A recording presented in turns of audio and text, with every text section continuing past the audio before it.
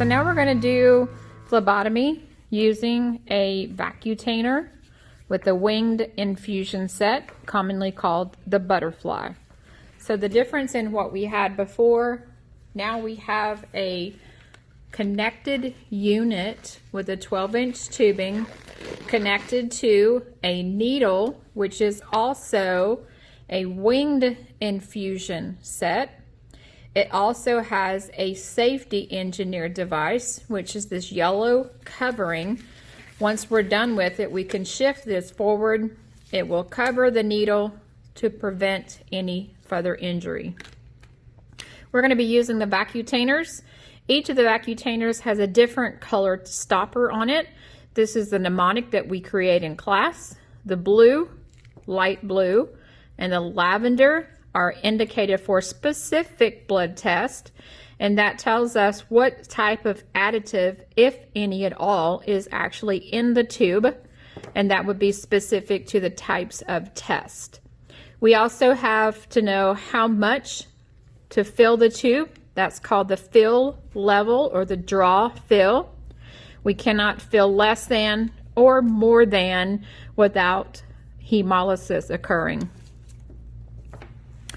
So first we're going to instruct the patient to extend the arm out so we can assess the arm for the best venipuncture site. It's going to be in the antecubital or median cubital area. We're going to take our alcohol pad and we're going to wash the area to help illuminate the veins.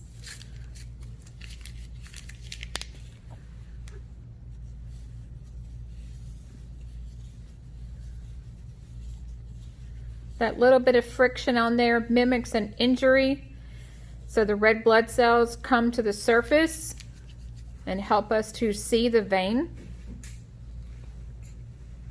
And at this point, we want to go ahead and strap it up with a tourniquet. The tourniquet is designed to fill up the vein. It's a testable question. It fills up the vein, allowing easy access to the blood. Needs to be 2 to 3 finger widths above the injection site. That way, when the ears of the tourniquet lay, it will not contaminate the newly sterilized area.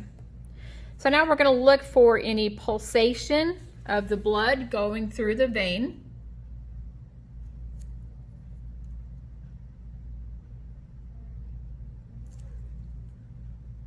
Look for any green or blue areas.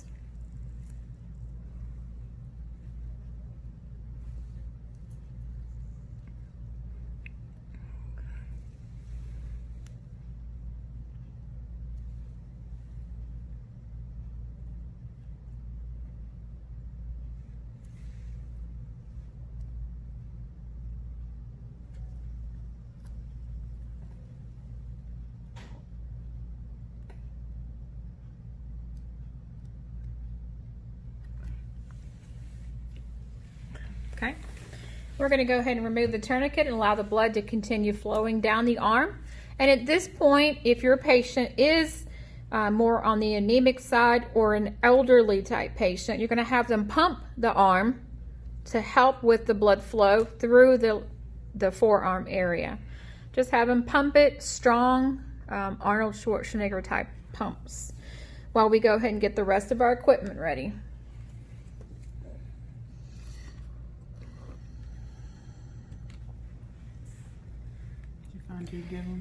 Going to go ahead and get your alcohol pad ready, your bandage ready. We want to think from beginning to end, what all equipment do we need, and then have it easily accessible and ready. We never know when an emergency is going to happen.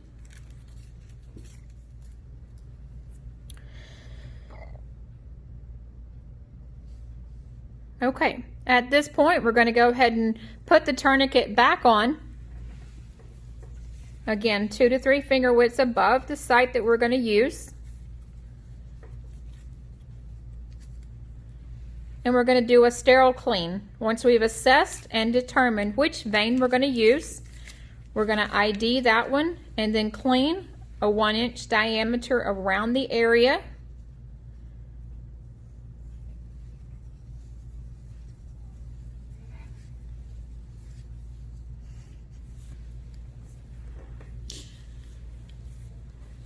Going to get our needle system ready. We don't need this packaging anymore, so we're going to pull it off to the side. And you're going to use your dominant hand to do this phlebotomy procedure. So you're going to go ahead and take the cover off, exposing the needle. Remember to always make sure the bevel is facing up. We're going to use our left hand to hold the skin taut. And following the angle of the vein, we're going to go into at a 10 to 15 degree angle, looking for the blood to come into the hub of the needle.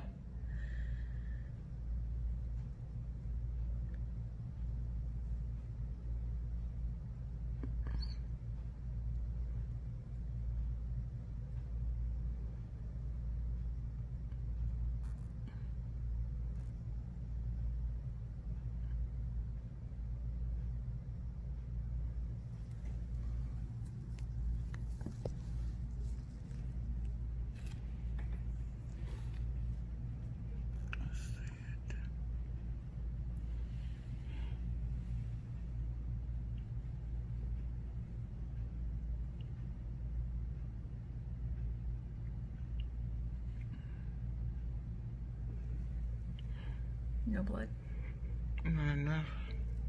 You got a little bit? A little bit, yeah. Okay. So now we're going to take our left hand and we're going to advance the Vacutainer tube into the Vacutainer holder.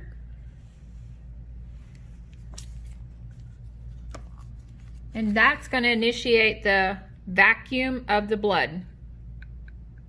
Did you push it all the way in? Okay, pull the needle out just a tiny bit. There we go. Cool. Sometimes what happens is we get into the vein itself. Go ahead and stop. Pull this. No, just pull that out. We get into the vein itself and then we go a little bit too far, so we're actually just outside the vein.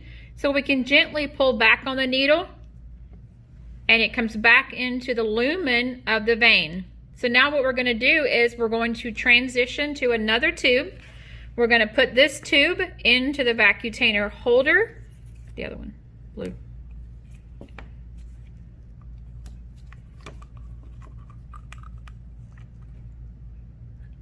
And you will see the blood now being vacuumed into the tube. Once we have the required amount, we just pull it out and it automatically stops the flow of blood. And at this point, depending on which tube we have, we're going to gently rock it back and forth 8 to 10 times to prevent the breakdown of the blood or any coagulation. Once we have finished the procedure, we're going to release the tourniquet.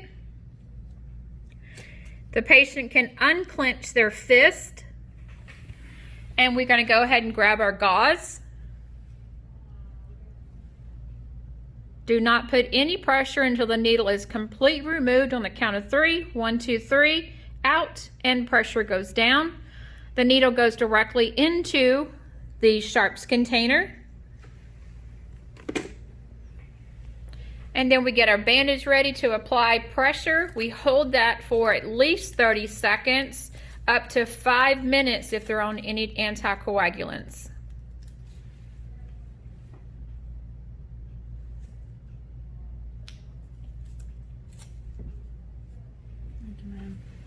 Now, depending on the test that we're going to do at this point, we could put the blood into the centrifuge to spin it down if we're doing microscopy, or we can do a pipette transfer for ESR or hemoglobin or glucose test. Going to remove our gloves. Removing is to doff the gloves. They go into the biohazard container, and that concludes the withdrawal of the blood with the Vacutainer system.